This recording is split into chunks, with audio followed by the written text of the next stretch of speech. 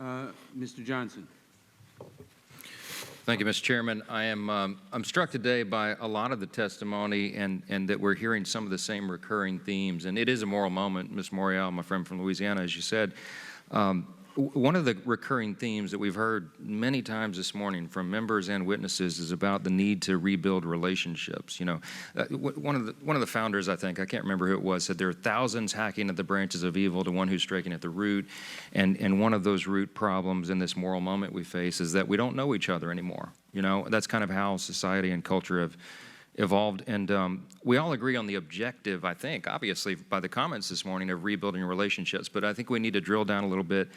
Public policy is one thing, but this is a hard issue, as we all agree, and to determine what the best, most effective methods are to achieve that objective that we all agree on. So I just wanted to ask a couple of our witnesses, beginning with Mr. Crump. I appreciate what you said this morning. We had a little sidebar over here, and I like the heart that you bring to this issue.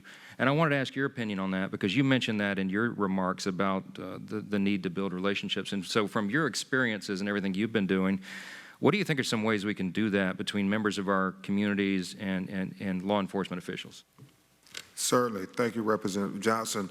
I do think we have to work together.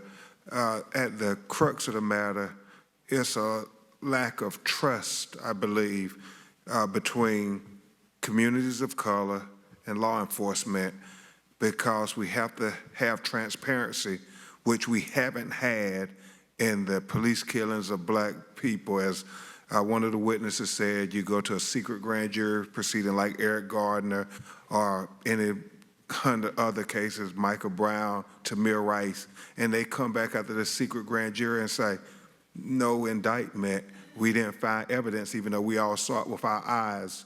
And so you have to have transparency, and then you have to have accountability, and that's how you get to trust. I think you said something that I agree with. It's about transparency, it's about training, and then termination. And we gotta terminate police. We don't do it.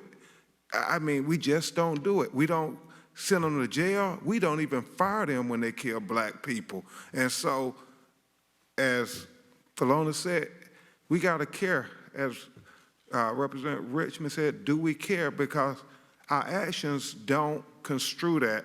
And so first we gotta just get to the core. It's transparency, accountability, and then maybe we can get to trust, because we do see it from the other side that black people, the prison, industrial complex, school to prison pipeline, you see it all the time.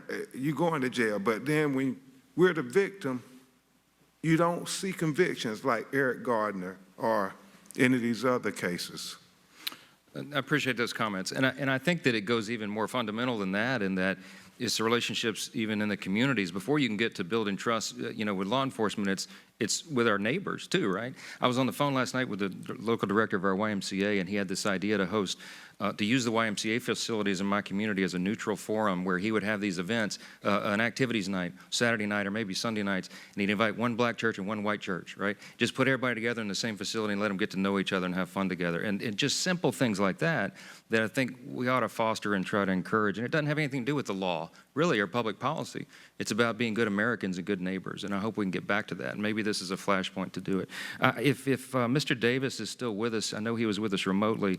I'm really interested in his experience at DOJ and the community-oriented policing services, and I know that's a big function of this as well. I wonder if he could speak to that issue, if he's still with us on the idea of building those relationships and community policing as an important function of that. Yes, Congressman, I am still here, and thank you very much for the question. And I would say with the COPS office, it has a great opportunity to actually do that, to facilitate community policing, and that's really his charge.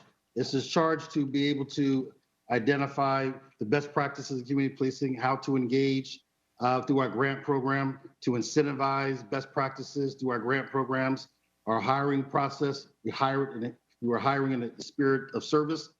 And so I think it does help out a lot. If I can say one thing, Congressman, the key to that is there are over 16,000 individual police agencies in the country. Most of them are 25 officers or fewer. So without the help of the COPS office or the federal government, it is hard to infuse those types of training and information and best practices And so the cops office is a key as a linchpin to make sure that whether it's 2 officers or 4,000, that they have the opportunity for best practices. But that was our goal, was to advance community policing. And this still probably should be the goal today. I do say we have stepped away from that from a lot of the programs that we were offering at one time. Thank you. I'm out of time. I yield back.